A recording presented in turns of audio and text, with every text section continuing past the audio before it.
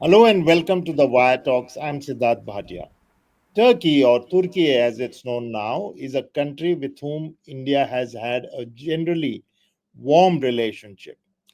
Links between the two countries were growing of late in trade, education, and also tourism. Indians generally viewed the country favorably as an attractive holiday destination. But that was till recently. Now Indians are cancelling vacation plans in large numbers and all those ties are being severed. The government recently announced it would discontinue a contract given to a Turkish company which handled baggage at Indian airports. This has been spurred by the revelation that the Turkish government had supported Pakistan during the India Pakistan conflict and supplied drones to the country, which were used in the attacks. But going beyond what about cancellation of holiday plans, what are the wider implications of Turkey's close relationship with Pakistan? Does it mean that the country is showing greater interest in South Asia? And since Turkey is a very important member of the OIC, the Organization of Islamic Cooperation, who are India's friends in the Islamic world? My guest today is Talmiz Ahmad, veteran diplomat, columnist, and author. Ahmad has worked in different parts of the world, including in the US, Britain, South Africa. His expertise is in the Gulf region, where he has spent long years, including as ambassador to the UAE, Oman, and twice in Saudi Arabia. Talmiz writes regularly in the newspapers on foreign affairs and has had 4 books to his credit, including his latest, West Asia at War: Repression, Resistance, and Great Power Games. Talmiz Ahmad, welcome to the Wire Talks. Thank you very much, Siddharth. How would you describe India's relationships with Turkey till before this conflict took place? Before this conflict, the relationship was developing gradually, though unremarkably. We had substantial trade relations, which had finally reached about $10 billion. We had certain investments in each other's countries valued at about $200 million each. Many of their companies had become active in India. Particularly, the most remarkable of them was Chalabi, which was active at the airports. It was handling 9 of our major ground handling in 9 major airports in our country. And there was a sense that the ties would go forward. We had been particularly active when Turkey had its earthquake, and under the rubric of Operation Dost, we had provided considerable humanitarian assistance at that time. But there had always been a certain niggling concern relating to President Erdogan's propensity to speak about Kashmir. Quite often, even during a bilateral visit to India, President Erdogan had raised the issue of Kashmir. He had mentioned Kashmir as a matter of concern. He had talked about the interests of the Kashmiri people, and he had indicated that there was a concern and a need to address this issue. This went completely against India's interests and India's formal position, and therefore there had always been a certain constraint on our side with regard to dealing with Turkey. So I think that there had been all of that, but till then, till the recent conflict, the kind of hostility that has erupted all across the country had not been manifest. Indians suddenly had discovered Turkey as a vacation destination. Uh, Turkish goods were coming into India. As you said, $200 million worth of investment in each other's country, with a lingering, suspicion or lingering wariness on India's side. But even so, has this come as a surprise to you, the virulence with which India has reacted? India's reaction is completely understandable. In the course of the conflict, you see Turkey providing its lethal drones, and there are reports of Songur missiles also coming in So this is something unacceptable. That is, Turkey is seen as arming the enemy in the midst of conflict. That means if certain casualties and certain damage is experienced in India, it is attributable to Turkey. So in that sense, the anger can be fully understood, and I think that there should be no shock about it. India is particularly concerned that while Turkey criticized our military response to Pakistan on 7th May, Turkey made no reference whatsoever to the Pahalgam episode. At that time, in that horrific episode, 26 people had been killed. The people's religion has been specifically asked, and men were shot dead, all in public display. This was not even mentioned by the Turkish government or the Turkish president, and instead our retaliation was criticized. So, for all these reasons, yes, it does make complete sense for us to be angry with what has happened. So it's gone up several notches, you would say, then rather than merely pointing out Kashmir or bringing up Kashmir, even in India. And of course, President Erdogan had gone to Pakistan in February where he discussed defense cooperation. But this has now gone up a notch. But does it mean that Turkey is looking at South Asia as an area, as a theater where it could have interest over and beyond simply trade? Personal assessment is that Turkey has very important and very serious strategic interests in the region and is anxious to expand its influence, presence, and influence all across the region. Turkey is now on a high. The president has a very sharp strategic mind. He understands regional geopolitics.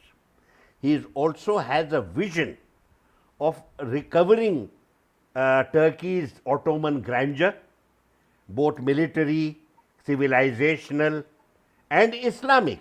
Because if you remember, the Ottoman Sultan was also the Khalifa of the Muslim community globally. He has all these he has all these impulses. But the most important point to consider, Sidharth, is the strategic aspect. That Turkey has up to now taken very deep interest in expanding its presence and influence in West Asia. It has armed forces present in Iraq, it has armed forces present in Syria, as well as in the East Mediterranean.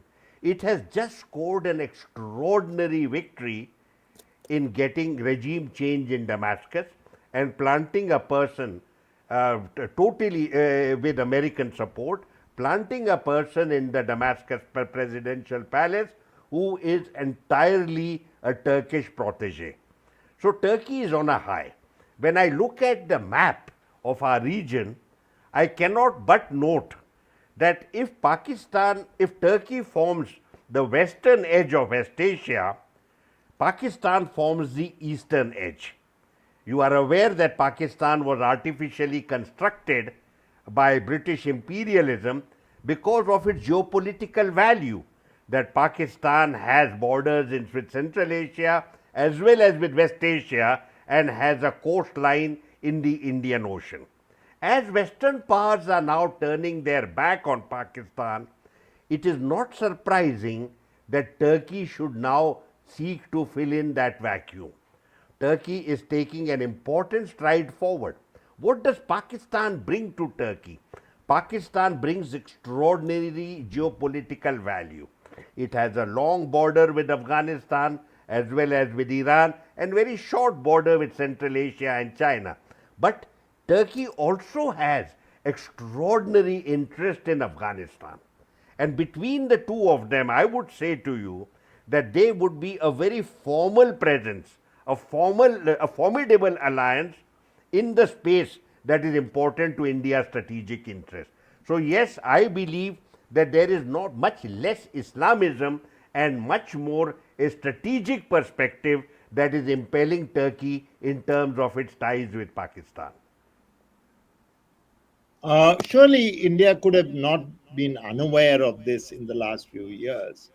But is the is the supply of drones, weaponry during the conflict a, a red line which India never anticipated? Because It would seem.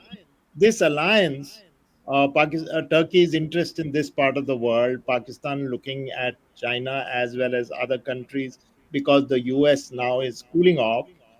Uh, did this not get factored in, or you think it was? I have not seen enough literature with regard to our diplomacy with Turkey. What I did notice, and it was a matter of concern for me, that every time Erdogan mentioned Kashmir in terms that were not satisfactory from our point of view, we would have a knee jerk reaction and start talking to Greece and Cyprus and Armenia, pretending that these were serious foreign policy outreach. They were not. They were knee jerk reactions that they had no strategic perspective whatsoever. I am opposed to this. I believe in diplomacy. I believe that diplomacy is very important, not with your friends, but with those who disagree with you. I am not challenging our right to be unhappy with Turkey, but I am concerned that we do not maintain diplomatic channels so that we can convey our unhappiness and at the same time, over a period of time, see how we can subserve our political and economic interests. Therefore, I regret the fact that the kind of relationship, the kind of focus we should have had on our ties with Turkey, they appear to be missing. And I believe that this business of knee jerk responses, that suddenly we start supporting Greece on Cyprus, and with regard to Armenia, we go rushing ahead. India has no strategic interest in these areas. Where India's strategic interests lie, they lie within South Asia and West Asia. And here is where we should have been much more familiar with what was pushing Turkey. We should have prioritized our engagement with Turkey, just as we had been focused so far on Saudi Arabia and the UAE, and to some extent Qatar. So, if Saudi Arabia, I was coming to those countries, the Saudi Arabia, Qatar, as well as Oman and UAE. We'll come to the Islamic part later. This has been an ongoing effort for several years. I remember hearing even from you, and I have seen many of your pieces and interviews where you have said that this has been an ongoing effort, and we have slowly build this warm kind of relationship in which we could we could argue very successfully that we have somewhat weaned away those countries from the Pakistan ambit. But why did this not happen with an important country like Turkey, or why was this missed? Because this knee jerk that you're talking about is, for example, apart from the Greece and all that, oh, send back Chalebi. Now Chalebi is suing you, so that will take its own course. But why was this missing in this? Uh, Well, to go why? back a What little would bit, you? Sorry, to go go ahead. back a little bit, our ties with the Gulf countries are of historic value, and they go back several millennia. We've had cultural, civilizational, people to people links which are well known and well established. And therefore, it is quite natural that in these modern times, it is these Gulf countries that should have obtained our priority attention. With regard to Turkey, the scenario has been much more complex. Firstly, Turkey is very far from us. And while there was during the Khilafat movement a certain concern for the restoration of the Sultan of Turkey, which who Turkey itself had rejected, we did not have that kind of continuing, uninterrupted substantial ties with Turkey of the kind we had with the Gulf. After most of the time, Turkey in modern times, particularly after the Second World War, Turkey was a member of NATO. It was part of the Western Alliance, and obviously we were on the other side. But during this period, Turkey and Pakistan built up very close ties. They were part of the Western Alliance. They had very strong defense affinity with each other. In 1964, the Shah of Iran, Pakistan, and Turkey had set up the regional cooperation for development entity, which was revived later on in 1979 after Iran had withdrawn, 1984 when Iran had withdrawn. Therefore, there has been a much closer Pakistan Turkey relationship, largely due to the bonding, their bonding on the same side during the Cold War. Do recall that our own political ties with the Gulf countries, particularly Saudi Arabia, have taken place after the end of the Cold War. After the end of the Cold War, we were able to build the ties because new opportunities had arisen. At that time, Turkey did not figure in our set of priorities. Turkey itself, till then, as you will remember, for several decades was focused on affirming its European identity and becoming part of the European Union, had very little time for the eastern countries, including West Asia and South Asia, excluding Pakistan. However, it is from the Arab Spring under Erdogan that you find Turkey has become much more interested, number one, in West Asia, and number two, in South Asia, and expanding its strategic influence in the region. So the problem lies not so much with India, it lies primarily with Turkey. But since then, over the last 15 years, Turkey has become much more active in West Asia. Initially, its activism was relatively benign.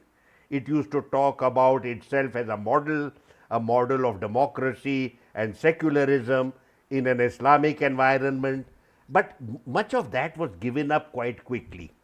After the Arab Spring agitations had abated and the forces of counter revolution had asserted themselves, what you found was Erdogan now asserting the Islamic identity which Turkey had from the Ottoman period, and therefore, once again, on that basis, he started taking certain positions which had a kind of reference to Islam or Islamic values, etc. And Pakistan seized on that.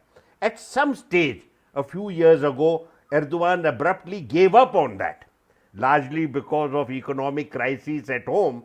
Erdogan needed to have a fresh set of relations with the countries of the region, and he reached out to Saudi Arabia, UAE, and Egypt, who are robustly anti Islamism. It is only with regard to Jammu and Kashmir, the Kashmir issue, that from time to time he would irk India by referring to the Kashmir issue as an Islamic issue. But I think that what we tried our best, let me say, over the last 5 years, we certainly engaged with Turkey much more robustly than we had done before. But the Islamic element in his utterances never went away. I would say to you that now what Turkey is doing is to recover the close ties it had with Pakistan during the Cold War and is now giving it a new context in terms of Turkey's expanding influence across West Asia and penetrating into Afghanistan and Pakistan. Talmiz, you brought up the Islamic element. Turkey is an important member of the OIC, and no doubt must have brought this issue of Kashmir or supported Pakistan on the issue of Kashmir, perhaps on Islamic ground. Now, while these countries in the Gulf regions are anti Islamism, they have also been in the past. Saudi Arabia has been a big supporter of Pakistan. If I may, you'll correct me if I'm wrong. How does India now balance that part of it? Not merely economic or strategic ties, but also to ensure that the Islamic part because Pakistan plays that card regularly. How does India balance these two uh, heavyweight, shall we say, elements? The main point to note, Siddharth, is that the Islamic element in the domestic and foreign policy content of Gulf countries has effectively withered away. Even earlier, when Saudi Arabia talked about Islamic solidarity and bringing Islamic countries together within the ambit of the Organization of the Islamic Cooperation, there was a certain political factor that animated the kingdom. The kingdom wanted to safeguard its interests and build a broad influence base on the basis of Islam. But let us be very objective here. Islam as a faith very rarely influenced the politics of the region. The politics of the region was defined by their national interest. Now it no longer serves the interests of the region to pander to Islam. Saudi Arabia has effectively given up all references to Wahhabiyya and talks much more the language of nationalism. UAE never was particularly serious about Islam, but now talks about becoming a technology hub. The only country that till recently used to affiliate itself with political Islam, and that was Qatar, even Qatar has now diluted that link. This was something, it was serving a political purpose.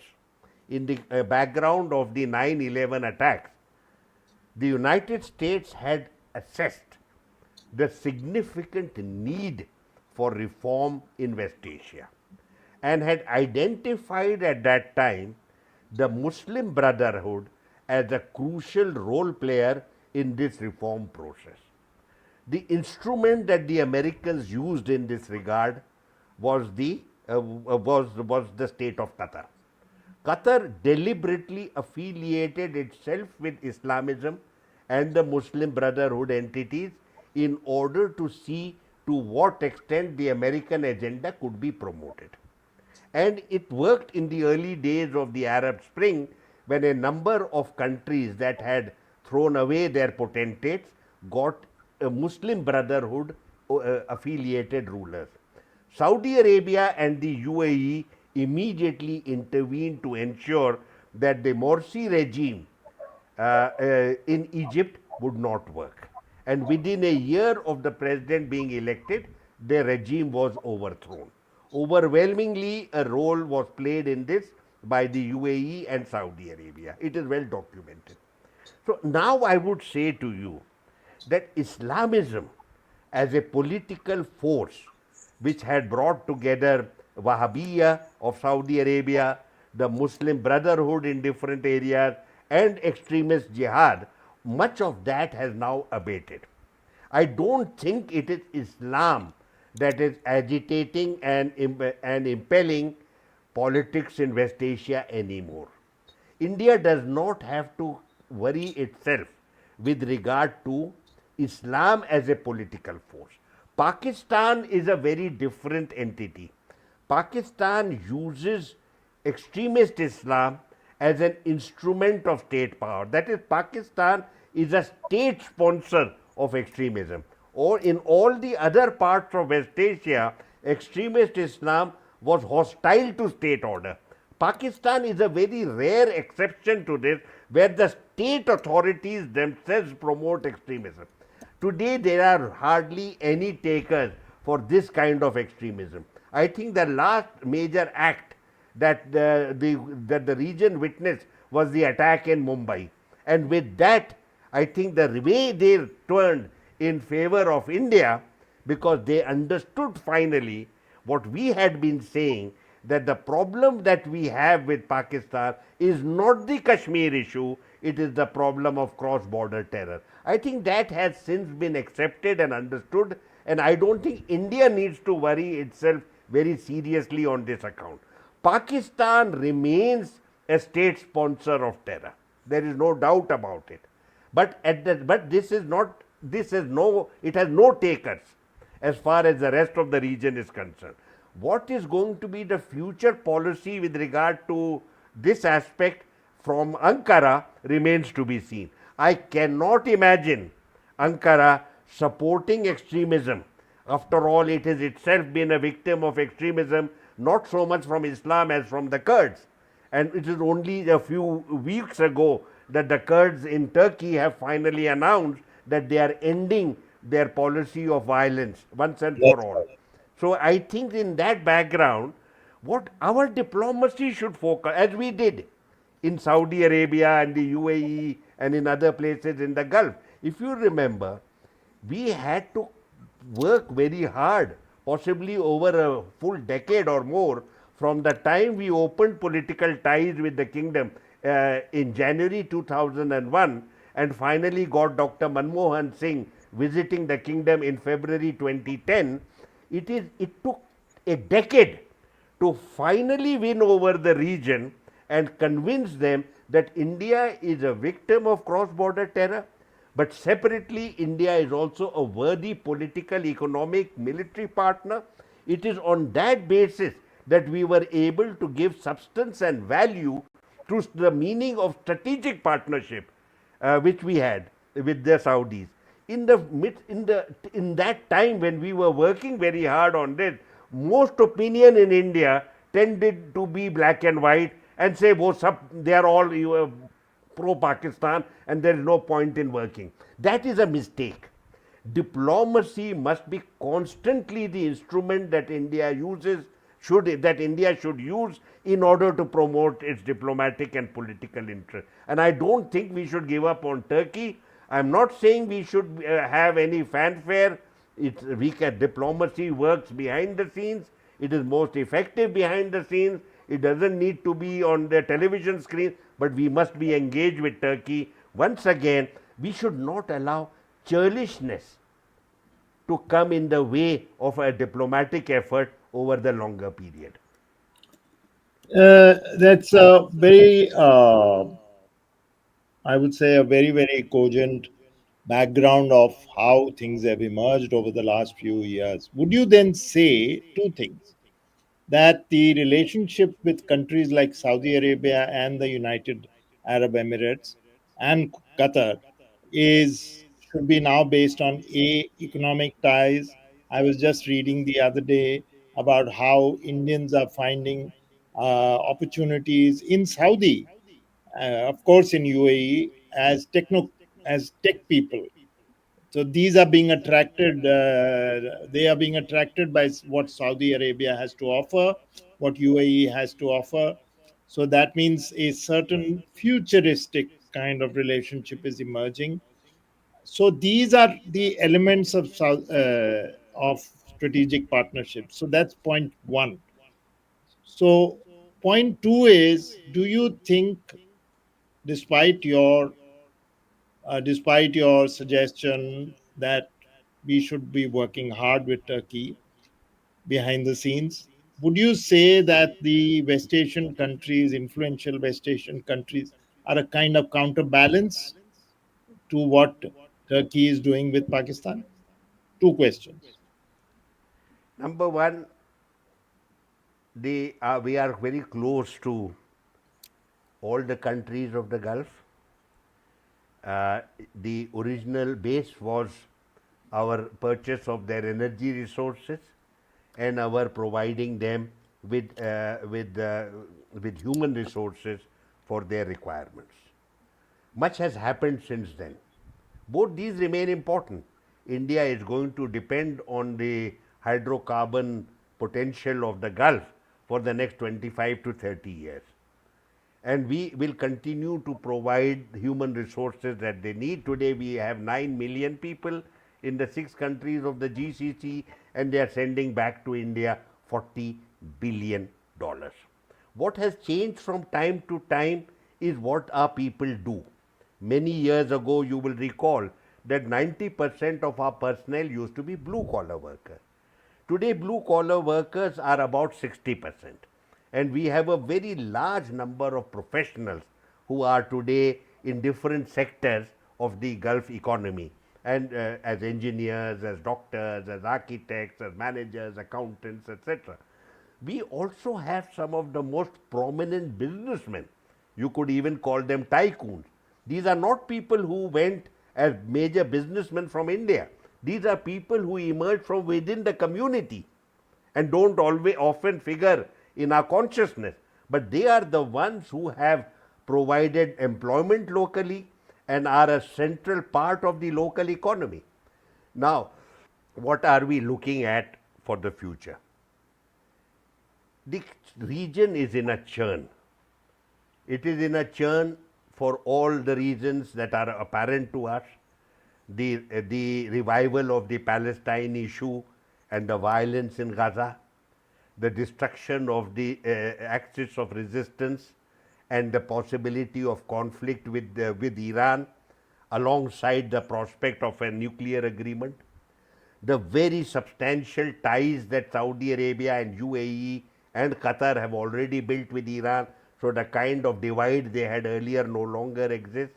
And then you have the uncertainty relating to Donald Trump. None of us can pretend to know what his next action will be. So there is extraordinary uncertainty with regard to the immediate and medium term future as far as West Asia is concerned. It is in this environment that India has to navigate its interests. India has taken the position that it favors bilateral relationship, and therefore we are very close to individual countries in the region, but we do not have a collective view of the region. That collective view, because we did not assume any interest in regard to the promotion of security in the region, that space has been captured by China for the time being. I do not believe that India should give up on this. Now, what should India's approach be? There's no question of balance within the region just yet, because Turkey has very close ties with the United States. The person it has sponsored in Damascus also has been welcomed in Saudi Arabia as well as in the UAE. Turkey has good ties with all the countries of the region as of now. It is also reaching out to Iran. It is therefore there is no question of a divide which needs a balance of power. India has to navigate its ties with the countries of the region on the basis of its own diplomacy. It is not a question of having good ties with Saudi Arabia and therefore compensating for close ties between Turkey and Pakistan. That's not happening. Pakistan also continues to have close ties with all the countries of the region. I want to make one point because it is not always accepted in India or understood. In diplomacy and foreign affairs, there is no zero sum scenario. There are all shades of grey. There is no permanent enemy or permanent friend. All of us have to constantly engage with each other in order to ensure that our interests are served. India has to be an active player in the region, engaging perhaps more robustly with those who disagree with us and building very strongly with fresh ideas those who are already close to us. That would be my panacea for the future. So, in practical terms, you would say it's diplomacy, diplomacy, and more diplomacy, is it? Rather than, Absolutely. rather than, as you said very eloquently, churlish. Stop going there and throw out a approved contract. Though those make headlines, yes, and satisfy the soul, as it were, but it doesn't take you very, very far.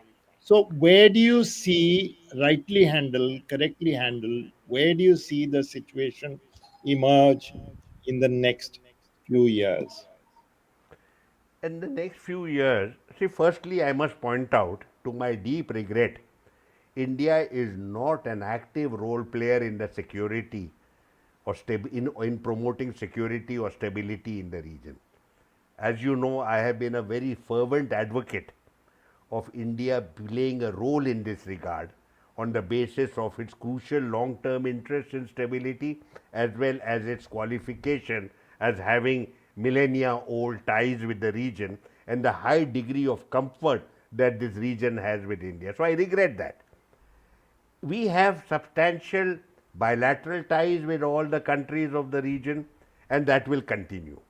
Is India capable of becoming an influencer in the region? That is the challenge before us. I think that the bilateral engagements have now reached their peak. But the region remains important to India. But India is absent in terms of the security scenario of the region. What I would like to see is a more active Indian role, not just on its own, possibly with partners which have a similar interest in the region. We are told that we are at the cusp of a new world order. And in this world order, middle powers such as India are likely to be major players. We should be in this region promoting stability along with countries like Indonesia, Malaysia, Vietnam, and others that have similar interests in regional security. And therefore, we may even need to work with China in this regard. After all, China and India have identical interests as far as regional security is concerned, both in terms of the politics of the region as well as the maritime security of the region. We are not rivals there. So I would say that India should have an energetic, an imaginative, and forceful diplomatic effort that takes into account the entire region, all the way from Turkey to Afghanistan, and also with regard to Central Asia. I would also add one more point because though it is unpopular in our country, it makes no sense for India and Pakistan not to be engaged with each other. I don't think we have to be forgiving with regard to their with regard to their cross-border terror, but there is no purpose served in absence of communication with each other. There are possibly sectors in Pakistan who, if engaged properly, would understand India's interest and would like to work with us for their own advantage as well. I feel that this non communication for so long has not served the interests either of India or of Pakistan. We should not allow our long border with Pakistan to be a border of animosity and of hatred. It should be a border that at some stage should be a benign border for mutual advantage. I know the path is very difficult, and I know that we have a long way to go, and Pakistan has a scenario of military domination that is not easily overcome. But we have to again, I would say to you, this is where diplomacy comes in rather than being angry in the confines of our capital.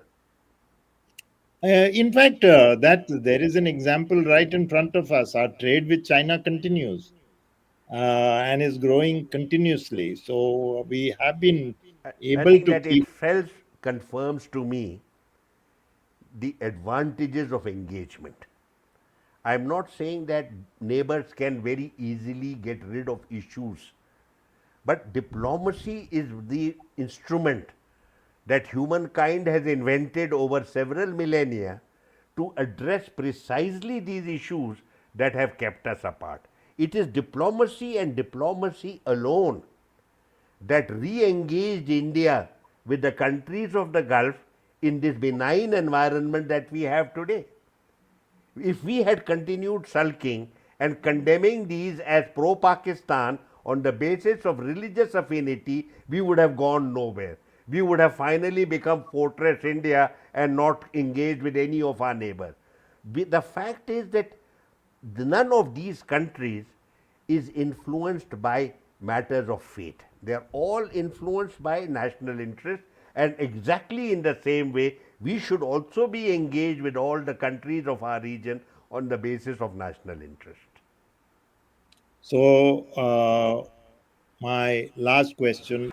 this a thought process which is present in the establishment, do you think, or not?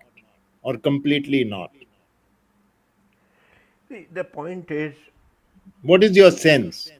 my sense is, as of now, we have tended to prioritize our domestic issues. But foreign affairs and domestic affairs cannot be put in separate files or separate boxes. One impinges on the other. You are aware that the tariffs that Donald Trump has imposed has significant domestic implication for our own economy. And we have to re-engage with Donald Trump on the basis of all these issues. We have the issues relating to technology. Technology cannot be developed in modern time by one country or one company. It has to be a global collaborative effort. When you look at various other aspects of which are agitating humankind, the climate change, the pandemic issues, the issues relating to connectivity, all of these have trans-border implications, and those implications impinge on the domestic scenario as well. But therefore, I would say the important aspect for us today is to see that we are active not just in terms of our domestic scenario, but we are particularly active in our regional and global scenario. I have just mentioned to you that we are seeing the emergence of a new world order. I would really like to see India at the heart of this debate and playing a role in shaping the world order rather being victimized by things that happen outside our control. No, but that still doesn't answer the question. Do you think that there is this thought process even in certain circles, or it is completely non existent? You see, I am not part of the inner councils of our country. In the public domain where I move around, I have seen no evidence of this kind of the larger vision and purpose that I have talked about. But I don't despair. I believe that there is enough talent in our diplomatic service and enough vision available to it for it to think new thought. Very often, crises yield certain fresh approaches, and I think the crisis that we have just gone through and the possibility of combat, of military combat that could have escalated out of control, I think that should now tell us that this is the time for new ideas, new thoughts, new engagements, new alignments, new purpose, new role, new enthusiasm. Well, that's a fine way to conclude this rather detailed discussion, Talmiz. You have taken us on a pretty, shall I say, uh, comprehensive tour of the region, but of wider issues, including the need for diplomacy. Talk to your enemies all the time. Do not only talk to your friends, or do not be churlish. I think I like that line of do not be churlish in this matter. That seems to sum up a lot of things that seem to be happening in this country. Thank you very much, Talmiz Ahmad. That was Talmiz Ahmad, the veteran diplomat, commentator, and as you can see, if you have heard this, a veteran thinker of issues not just of the Gulf region, but about diplomacy as a whole. We'll be back again next week with another guest. Till then, from me, Sidharth Bhatia, and the rest of the team, goodbye.